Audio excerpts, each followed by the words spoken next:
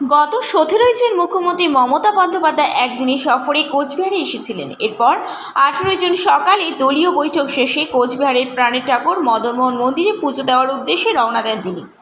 এরপর মাঝপথে জেঙ্কিন্স স্কুলের সামনে স্কুলের পড়ুয়া এবং শিক্ষকরা কিছু দাবি নিয়ে হাত দেখাতে থাকলে তিনি থেমে যান।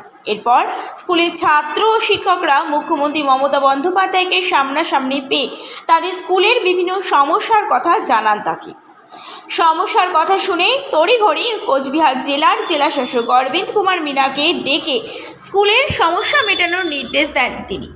এরপর জেলাশাসক সহ জেলার পুলিশ সুপার দ্রুতিমান ভট্টাচার্য সহ জেলার উচ্চপদস্থ আধিকারিক জেঙ্কিন্স স্কুল পরিদর্শন করেন। স্কুলের বিভিন্ন ক্লাসরুম পরিদর্শন করে স্কুলের ছাত্রদের সাথে কথা বলেন।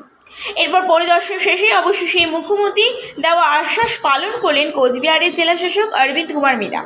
স্কুল রিপেয়ারিংয়ের জন্য 28,93,649 টাকা অর্থ বরাদ্দ করা হয়।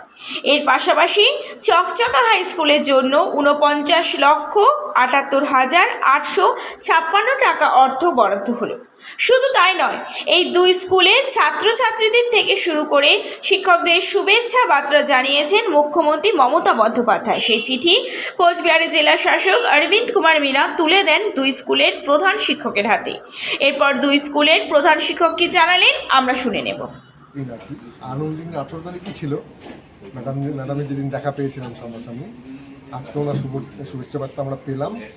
আমরাও আপনাদের মাধ্যমে চকচকা উচ্চ বিদ্যালয়ের পক্ষ থেকে মানে মুখ্যমন্ত্রীর কাছে কৃতজ্ঞতা প্রকাশ করি। আর আমি গিয়ে এখনই ছেলে মেয়েদের বলবো, ওরা নিশ্চয়ই আনন্দিত হবে আর কি। আপনার তার পুরো নাম? আমার নাম দেবাশিস পাল, প্রধান শিক্ষক চকচকা। দিয়েছেন তার মহানুভবতার পরিচয়।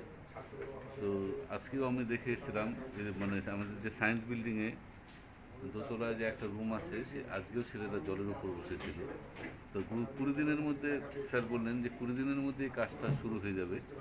তো 150 দিন টেন্ডার পেপারসে দেখলাম, উইদিন 150 ডেজ কাজটা কমপ্লিট হয়ে যাবে।